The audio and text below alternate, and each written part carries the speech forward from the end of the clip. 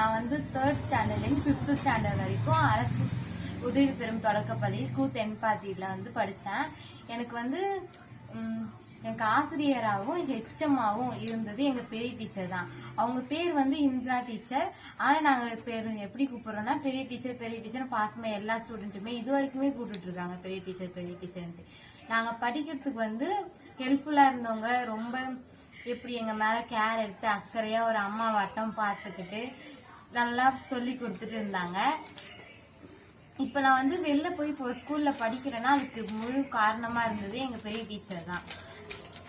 அவங்க வந்து எங்களுக்கு வந்து சொல்லி கொடுத்தாங்க எப்படின்னா எப்படி போடணும், எப்படி படிக்கணும், எப்படி ஹேண்ட் ரைட்டிங் இருக்கணும், நம்ம ஒருத்தவங்கள்ட்ட எப்படி பேசணும் பழகணும், எல்லாத்தையுமே அவங்க பொண்ணுக்கு எப்படி சொல்லி கொடுப்பாங்களோ அந்த மாதிரி எங்க எல்லாருக்குமே சொல்லி கொடுத்தாங்க.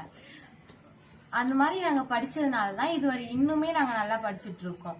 நான் வந்து அந்த ஸ்கூல்ல 5th படிச்சுட்டு இருக்கும் போது நல்லா படிச்சிருக்கேன்னு சிதம்பரம் வரைக்கும் போய் பிரைஸ் எல்லாம் வாங்கிட்டு வந்திருக்கேன். அந்த மாதிரி வெளி ஸ்கூலுக்கு போய் நீ பிரைஸ் எல்லாம் வாங்கணும் என்ன அதிகமா விஷ் பண்ணிருப்பாங்க. அது மாதிரி அதிகமா போட்டிக்கெல்லாம் வெளில கூப்பிட்டு போய் பிரைஸ் எல்லாம் வாங்க வச்சிருக்காங்க. எங்களுக்கு வந்து அதிக ஹெல்ப்ஃபுல்லா படிக்கிறதுக்கு என்ன கேட்டாலும் டக்குன்னு உடனே வாங்கிட்டு வந்து கொடுத்துருவாங்க அவங்க சொந்த காசை போட்டு. இது வரைக்குமே எல்லா பசங்களுக்கும் அவங்க நல்லா ஹெல்ப்ஃபுல்லா பண்ணிருக்காங்க. அது மாதிரி வருஷம் ஆனுவல் டே, ஸ்போர்ட்ஸ் இந்த மாதிரி ஏதாவது ஒரு விழா நடத்தி எங்களுக்கு வந்து தேவையான கிஃப்ட் எல்லாம் வாங்கிட்டு வந்து ஒரு ஊக்கப்படுத்துறதுக்கு எல்லாம் தேவையா பண்ணியிருக்காங்க.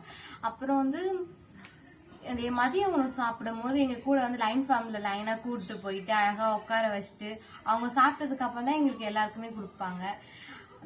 இதனால எனக்கு வந்து பெரிய டீச்சர் ரொம்ப பிடிக்கும்.